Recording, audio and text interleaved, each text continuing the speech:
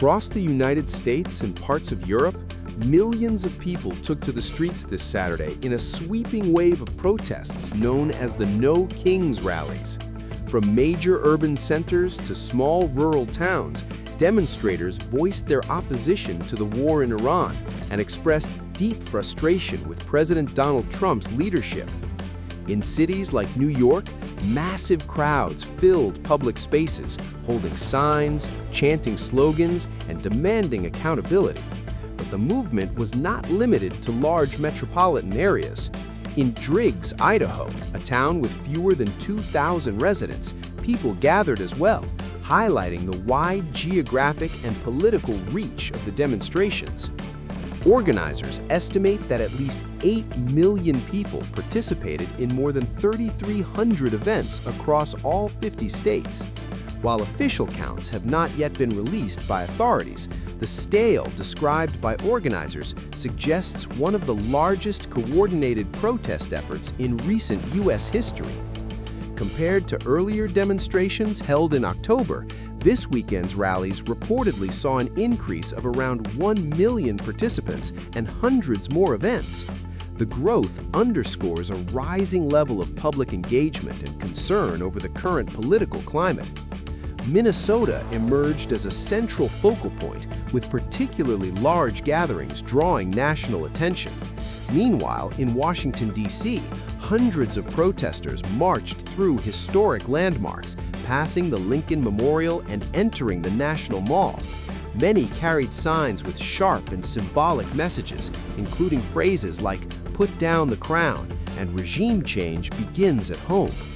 Demonstrators rang bells, beat drums, and chanted "No Kings," emphasizing their rejection of what they perceive as authoritarian tendencies. In New York and other cities, thousands joined together, some framing the movement as a broader fight against what they described as threats to democracy. Voices from the crowd reflected a mix of anger, urgency, and determination. Some called for impeachment, while others focused on policy concerns, particularly regarding foreign conflict and domestic governance. Despite differing messages, a common theme united the protesters: a demand for accountability and a rejection of concentrated power. The protests also extended beyond U.S. borders, with solidarity events taking place in parts of Europe. Immigrant abductions are a grave concern to me, the inhumane treatment that's going on. But mostly I think it's just that Trump does not understand that he's supposed to be a president and not a king and not a dictator. And we watched our democracy crumble over the past year in ways that, obviously I've lived a while, and I did not believe that I'd ever witness anything like this in this country. This was something that happened elsewhere. What we provide is mockery to the king. And we call this part of the Mock and Awe Tour. And that's really about just taking authoritarianism and making fun of it, which they hate. And that's what we're doing.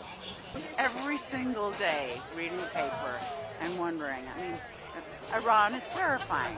Venezuela, walking in there and pulling a president out. What's going on with the undocumented people. It's just outrageous every single day. And it's coming so fast and furious, you can't keep up on it. And you just become overwhelmed. But we have to stand up and do something. So you got to come out here and we got to yell and scream and make sure we can get things put back together again. I don't like foreign wars. I don't like excessive government spending, which we're also managing to do somehow. I've got a lot of queer friends who now feel like they're going to be persecuted, or if they're trans, are being persecuted. So many things. It's like at every turn where maybe there's a chance to do something good, this administration finds a way to make things worse. But really, we're standing up for justice. Justice for people who are afraid every day, who are afraid to come out because of what ICE is doing in certain states in the in our country. Justice for people who are just afraid they're going to lose their job, or they have to decide, am I going to eat, or are my children going to eat? And I mean, he lied to the people who actually voted for him. We did not vote for him, but he lied to those people, and he said he'd bring down prices. And then all we've done is just shell out more money, and it becomes difficult for people to make their living. It's just pure frustration and need to express the injustices, and we need to gather together to create change and harness our energy. And also it's so uplifting to be around people who are like-minded, because sometimes we think people. we're crazy at times and we're all alone. And Exactly. it's just so amazing to be a part of this energy. I protest all of Trump's illegal, immoral, reckless, and feckless, endless wars. It is clear he doesn't really have a plan. It is clear that the abuse of power is the point. It is clear that he is a strongman who is abusing the authority vested in him by the American people as our elected president.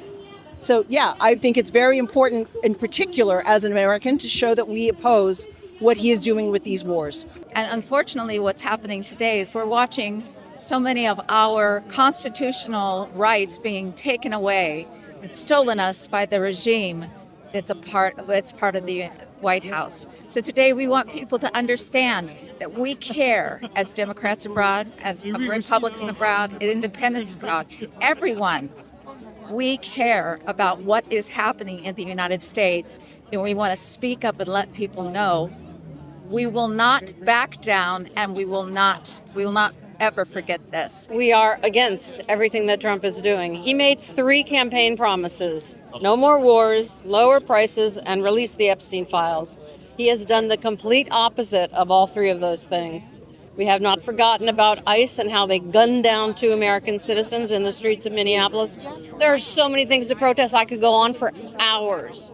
But basically, we're here to show solidarity with the 3,000 cities in the U.S. where they're demonstrating today, to show that we're done with this. We need the Congress to take back its authority, and Trump has to stop doing things that are illegal. This is a lawless regime.